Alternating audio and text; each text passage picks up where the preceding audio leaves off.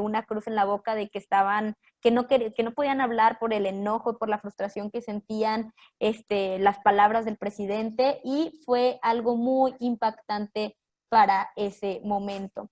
Entonces, bueno, para mí es muy importante mencionarlo porque casi no se menciona en la historia sobre este acontecimiento, la Marcha del Silencio, pero creo que no hay que olvidar esa marcha importante.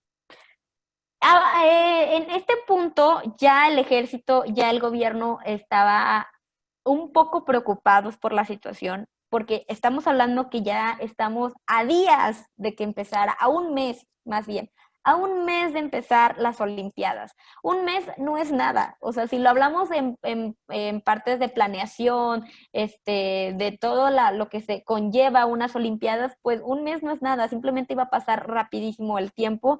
Entonces, ¿qué es lo que hace el ejército? Pues bueno, el martes 17 de septiembre es la primera vez que se toma, que el CNH acepta el diálogo escrito y profundamente difundido. Ya el 13 de septiembre, el 17, perdón, de septiembre, ya empieza a haber como ciertas dialogación entre gobierno y estudiantes, pero no había ningún tipo de acuerdo. Quiero mencionar que no había ningún acuerdo. O sea, existía ya la posibilidad de un diálogo, pero no existía un acuerdo como tal. Y mientras se hacían estos diálogos, ¿qué es lo que sucede? Pues el 18 de septiembre el ejército invade la ciudad universitaria. Y es por eso que para mí la imagen representante de septiembre es esta que está en su pantalla.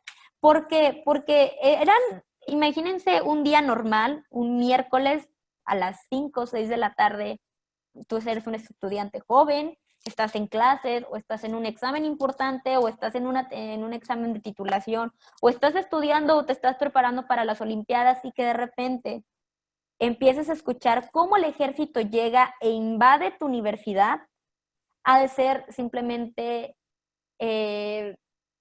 ¿cómo decirlo? Pues triste y frustrante el poder ver eso. Entonces, se levanta, bueno, el ejército empieza a invadir CEU, encarcela a varios estudiantes, a todos los llevan a la parte principal de CEU que está enfrente de la biblioteca y los hacen que se pongan como si fueran delincuentes, ¿no? Con las manos en la cabeza y acostados como, sí, como viles delincuentes.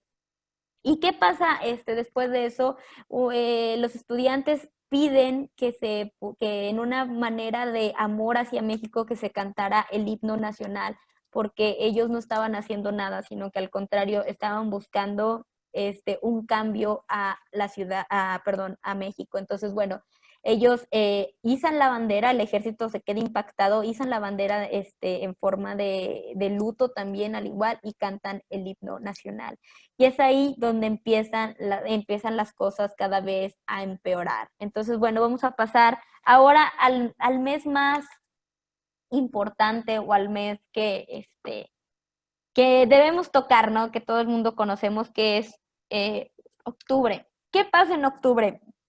Obviamente ya hay un roce muy fuerte entre estudiantes, ejército, granaderos, policía, pero los mismos estudiantes, y esto se los menciono porque tuve la oportunidad de convivir y estar mucho tiempo con el doctor Francisco Cespeda Flores, y él me comentaba que en ese meeting que se da el 2 de octubre realmente se estaba buscando poner cierta pausa al movimiento por las Olimpiadas. O sea, realmente el tema principal era, ok, van a empezar las Olimpiadas, vamos a poner cierta pausa, o sea, no vamos a levantar, o sea, vamos a levantar este movimiento, pero sí vamos a poner una pausa para las Olimpiadas. Entonces, todo se vuelve a pisar por segunda vez Tlatelolco. Acuérdense que ya se había pisado una vez, ya se había hecho un meeting, y se toca por segunda vez Tlatelolco. ¿Qué pasa en Tlatelolco? Eran las 3 de la tarde, era un día bastante tranquilo, bastante relajado, y lo que sucede es que ya cuando están todos en la plaza, y puse esta imagen porque va a haber un momento en el que vamos a hablar sobre la estructura de la plaza, para que entiendan el por qué empezó un caos también y por qué hubo tantas muertes en ese lugar. Empieza el meeting, empieza a hablar los oradores se encuentran en el tercer piso